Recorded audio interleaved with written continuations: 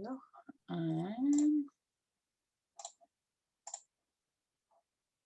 Okay, can you guys see my screen? Yeah, awesome. Yep. Okay, great. Well, let's get started. My name is Julie Mock. I'm the Conservation Director for the Colorado Mountain Club, and appreciate you guys joining tonight to learn about our RIMS mobile app. We'll talk about how and why we measure impact from recreation on public lands. And this program kind of came out of CMC's conservation department and our stewardship work. We run trail crews that do maintenance and new construction work and habitat restoration all over Colorado. And obviously, as you guys I'm sure have seen, there's kind of this increase in demand for recreation on public lands, kind of countered by a decrease in funding and resources and staffing for public land agencies. And more and more, we were just seeing the agencies struggle with knowing what was happening out there on the ground. Our crews could act as sort of eyes and ears on the ground, reporting back to them. We realized that our CMC membership and recreationists just generally can also help in collecting that data and providing it to the agencies so they can do more maintenance, they can kind of deploy their limited resources more efficiently, and hopefully long-term have good data to make decisions for future management, you know, managing campsites, managing trails, roads, all of those sorts of things.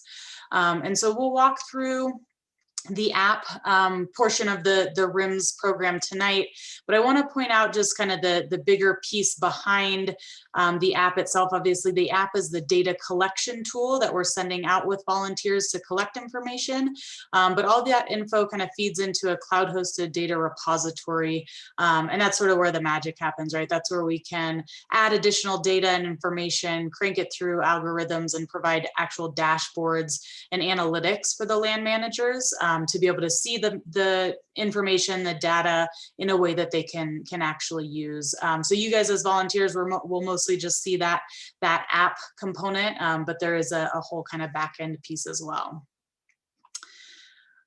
Just as far as the main features in the RIMS mobile app, essentially what we're doing is collecting geolocated point data. So any assessment, any report that you make from within the app is associated with a GPS coordinate. That's so we can put it on a map and the land managers can know exactly where the issue is located. Once you drop that pin, you'll go through a series of drop-down surveys and enter information about the issue that you're reporting. You can add photos to all of the assessments. You can do some offline data collection. So if you're in a place where you don't have cell service, you can still use the app and then submit all that information when you get back into service. We'll talk a little bit about some of the other features as far as resurveying old data and sharing and archiving assessments too. We'll start with just looking at the app menu. So you can see this once you download the app and get it set up, those three lines on the top left will open up the menu, and there's a few things you can do from here.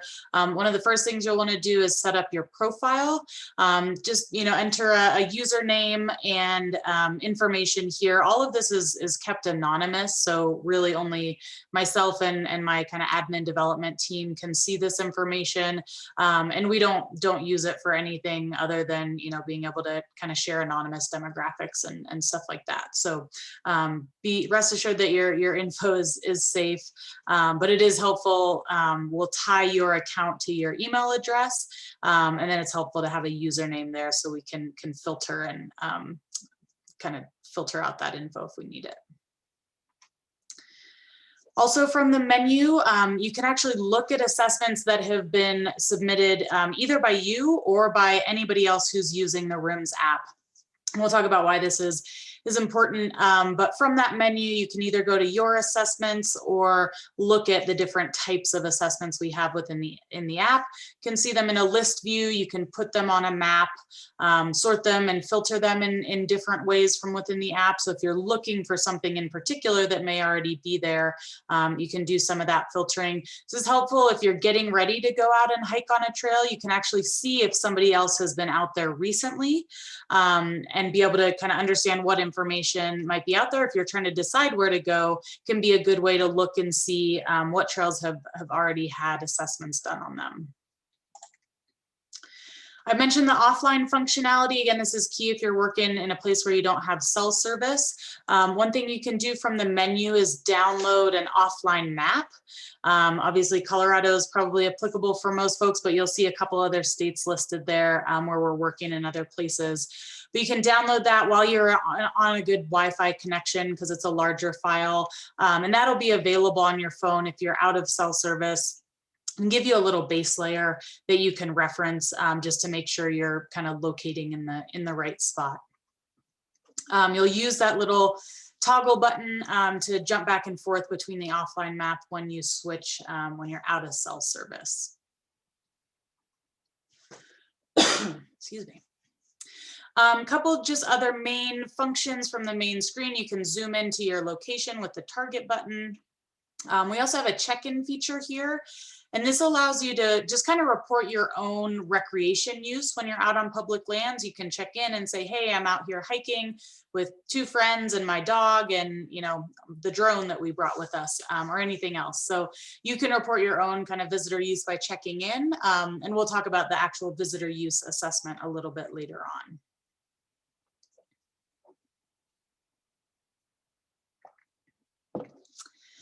The main feature that we're going to be using in the app is the monitor feature. So to start an assessment, you'll hit the plus button, and that will open up this screen on the right and give you an option of the type of assessment that you want to use. And this will depend on the issue that you're reporting or the type of information that you're reporting.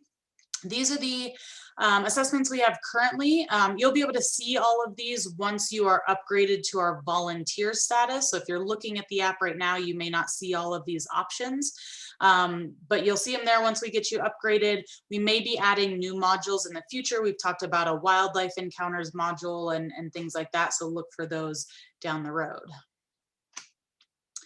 A couple of things that are in every single type of assessment. Obviously, location is a big component. The app will grab your coordinates automatically, but we want you to enter a location name. And really what we're looking for is something that is geographically relevant so that land managers have a sense for where you are.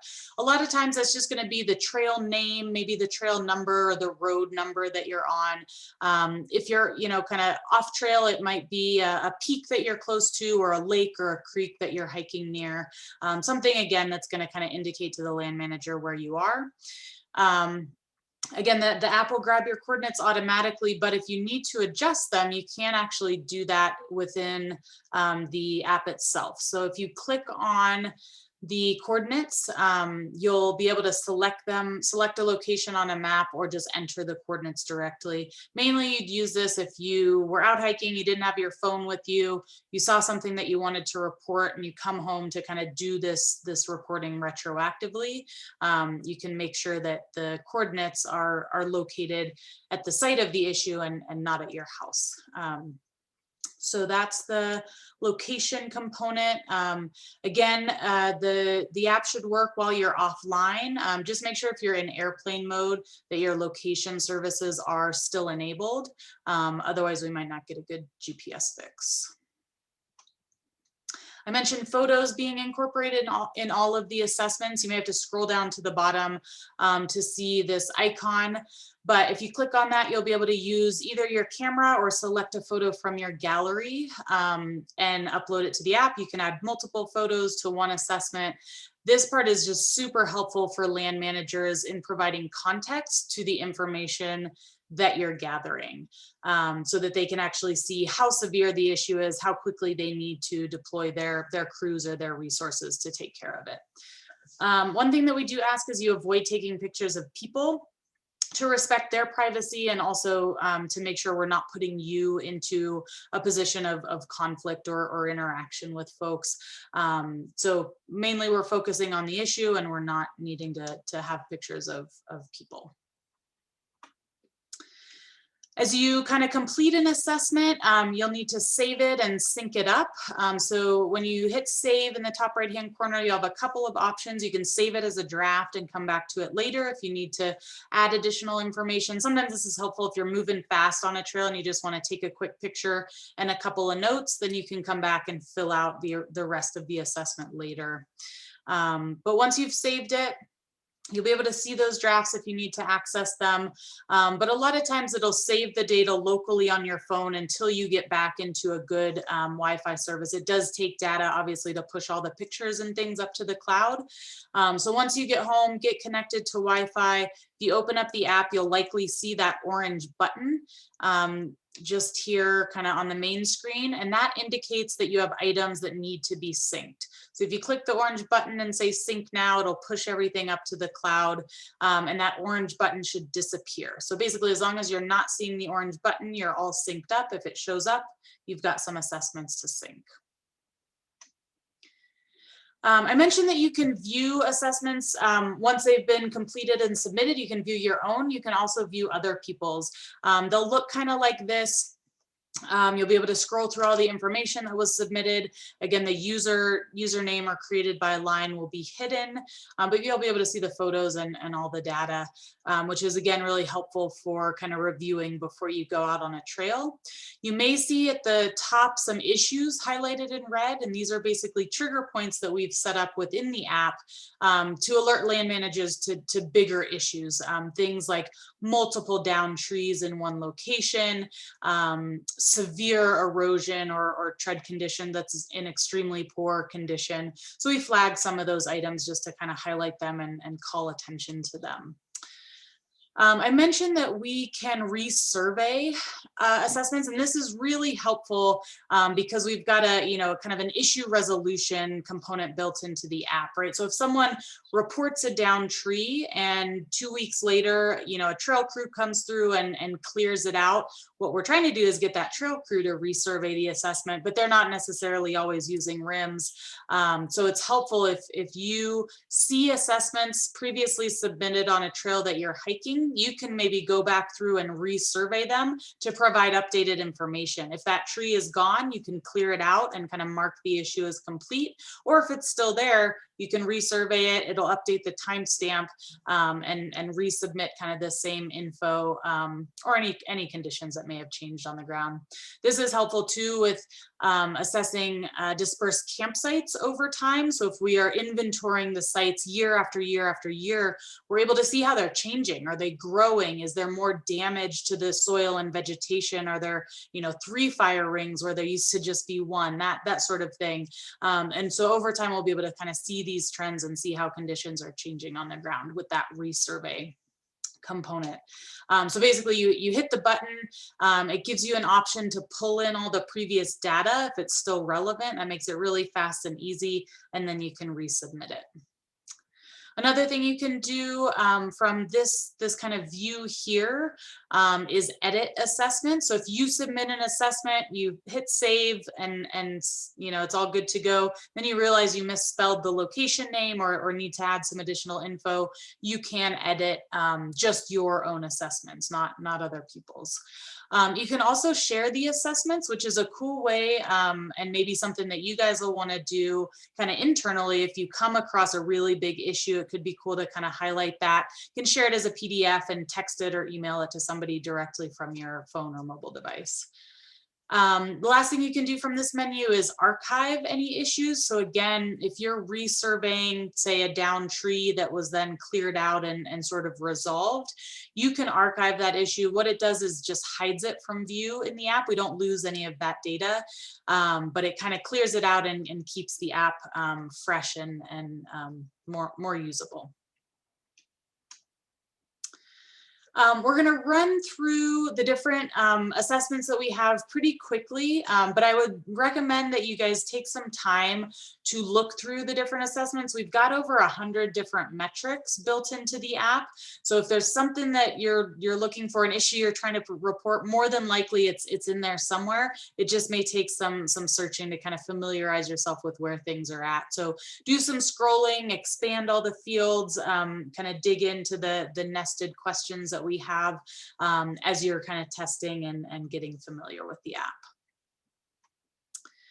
One other quick note before we look at the assessment types is on terminology. Most of the questions within the app are pretty objective. We're looking for numbers and kind of hard data. We do ask one subjective question, and that's on condition. And basically, you know, what we're looking for is to get a sense for how urgent an issue is and how severe it is, so that, again, the agency folks can know how quickly they need to deploy their crews. So really, the majority of assessments that you do are going to fall into that poor or extremely poor condition rating. And essentially, our differentiation between those two is whether there's an access or safety hazard. So if you come across a down tree, you know, it needs to be taken care of, but if people are able to, you know, crawl over it or hike around it, it's you know, probably in poor condition, needs some urgent work, but it's not causing an access or safety hazard. Now, if you come across a you know, an avalanche debris field, right, where there's 100 down trees across the trail, and suddenly, like, that's the end of your hike, you're not able to kind of scramble through them, that's a major access issue. So we're going to call that, you know, extremely poor condition. Similarly, if there's a safety hazard like a bridge that's blown out or something really pretty severe that needs to be dealt with immediately, that's when we use that extremely poor condition rating. So quickly for the trail assessment, it's, you know, fairly straightforward and intuitive. Mainly through the trail assessment, we're reporting issues. So if you come across, again, a down tree, erosion, a structure that's been damaged or needs repair, those are the kind of big things that we're reporting within the app. So take some time to look at all the different kind of options that we have in there for what you can report through the trail assessment.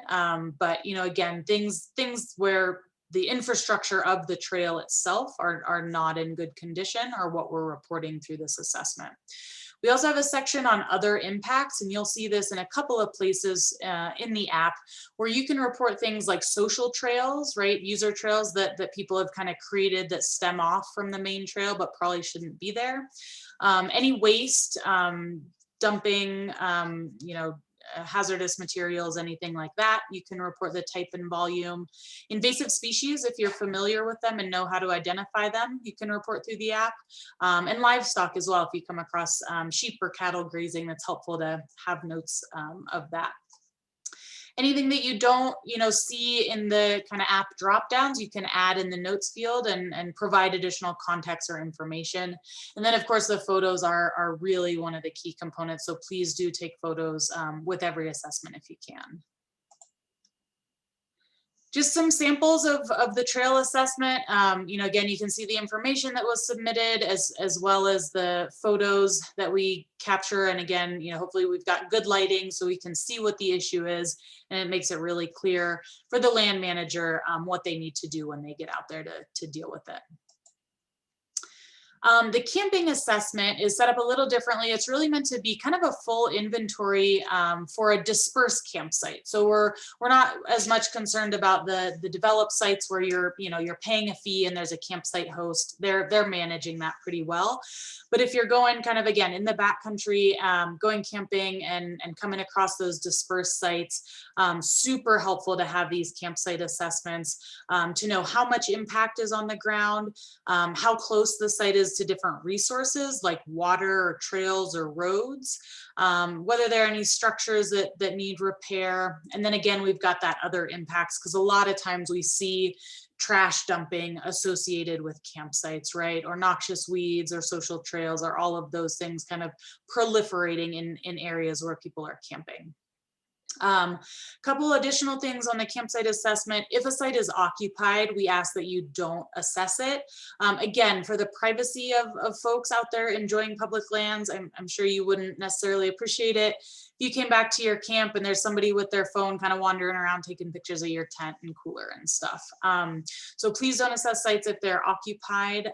We do also have a couple of questions in the campsite assessment about residential use. This has been kind of an increasing problem on public lands. These are folks that are essentially using public lands as their permanent residence.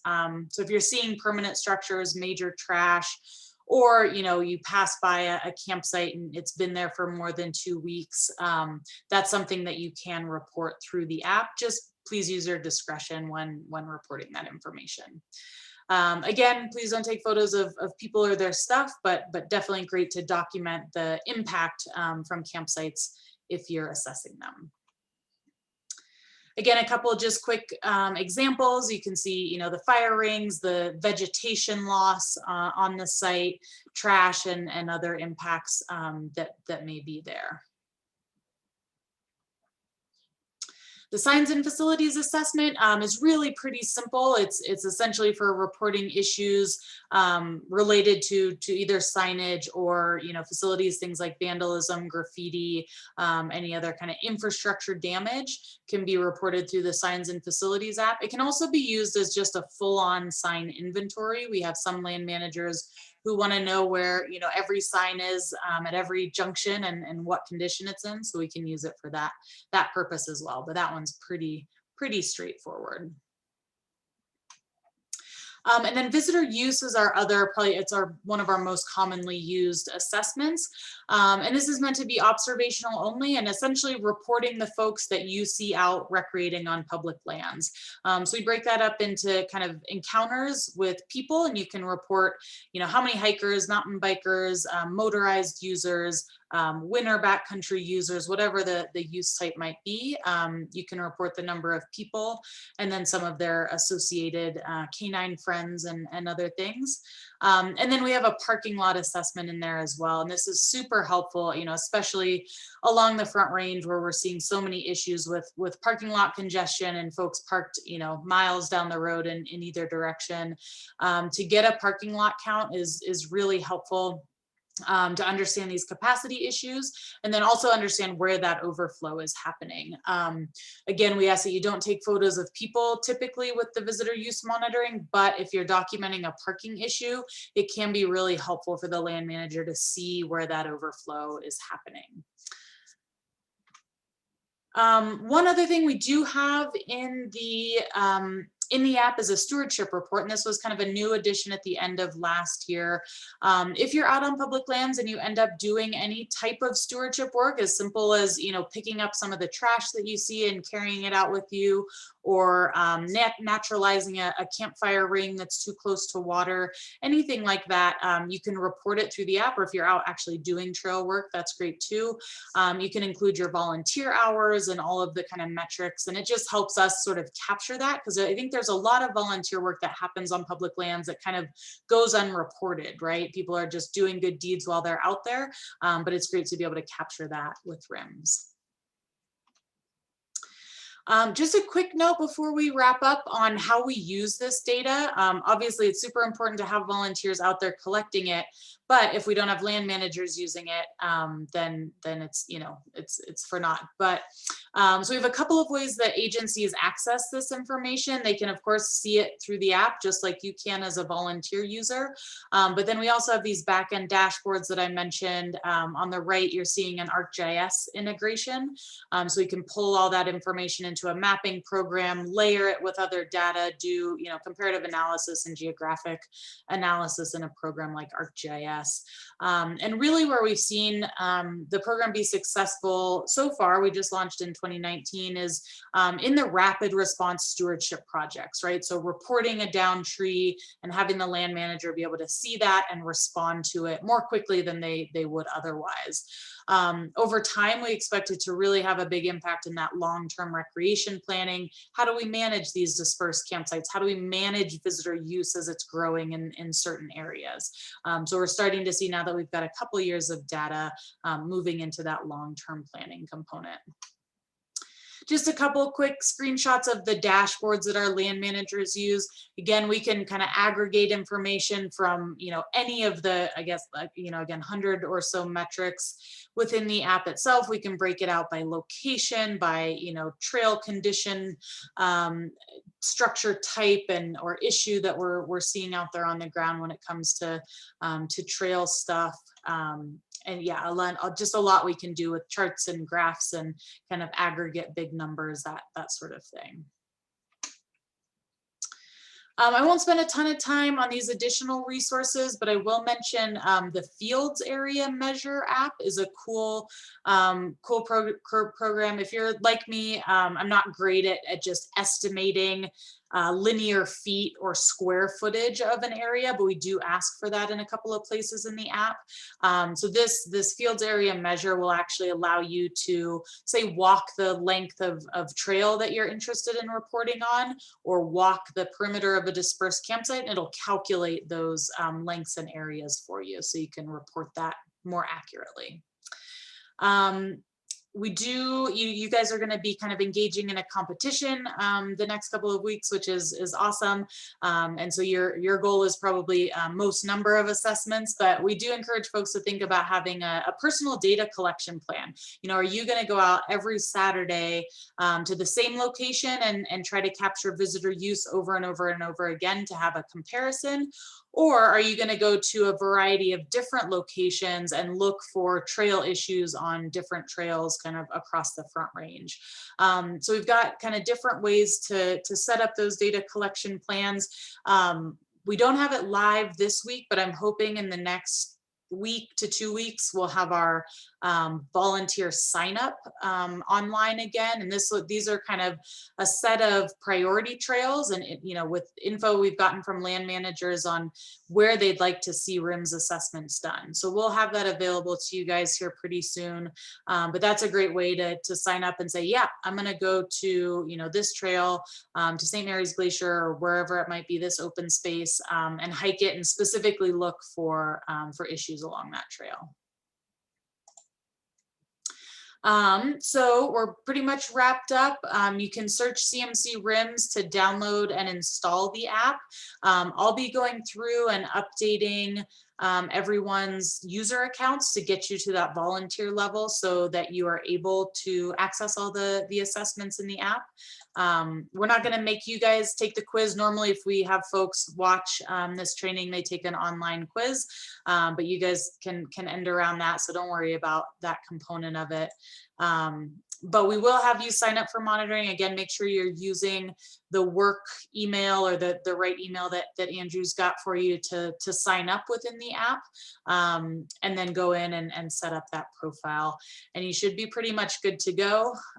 Just a couple kind of reminders and pro tips to sync up those assessments when you get back into the field, or make sure that you do it before you go out. Because if you don't hit that orange sync button, then we won't be able to see them on the back end and count them towards the competition. We won't be pushing out a ton of updates in the next month, but normally it's good to just relaunch the app periodically, as we are kind of making updates and changing things and adding new features kind of all the time. Yeah, and then just think about that kind of personal monitoring plan. If you have any issues or run into, you know, any problems or have questions, feel free to contact me at conservation@cmc.org, and we can make sure you're all set up. Knock on wood, we've been pretty good with not having too many glitches in the app anymore. So, but don't hesitate to reach out if you have any questions. I think that's all I've got for now, but yeah, happy to answer any questions if you guys have any.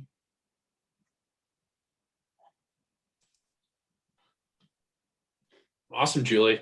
Thank you so much. I guess for people, and maybe a question people might have, is if I'm kind of going out and want to put out a report, is the visitor use report more useful, or is the trail management more useful? I guess the trail you'd probably only report if there's an issue, but even if there's not, you'd probably want to capture visitor use as well. Yep. So is that probably the most common one that people put out, or if I'm just kind of going on a casual hike, what do you think the report I should put out is, or yeah, people do? Visitor use is definitely the easiest and fastest, and especially on the Front Range, you're probably always going to have something to report, right? You're always going to be seeing folks, and you can do it, you know, either as you're hiking and do a report, you know, each time you pass, or just kind of keep a tally in your head and do it, you know, at the end when you get back to the car. But yeah, I would say the visitor use and doing a parking lot count, you know, when you show up at the trailhead and when you leave is great. And that's an easy way to get, you know, a bunch of quick reports. But then, yeah, the trail reports are, I think from the land manager's perspective, one of the most helpful tools is having that trails data, because they are just so short staffed that a lot of times they don't have the manpower, especially in the more remote parts of the state, to get folks out on these trails. So reporting those issues as you come across them is great. I'm a mountain biker, and so my sort of threshold for reporting in RIMS is if I have to get off my bike to climb over a washed out section of trail or get over a down tree, that's when I'm going to pull out my phone to set, do an assessment. So Gotcha. Yeah. Any other questions?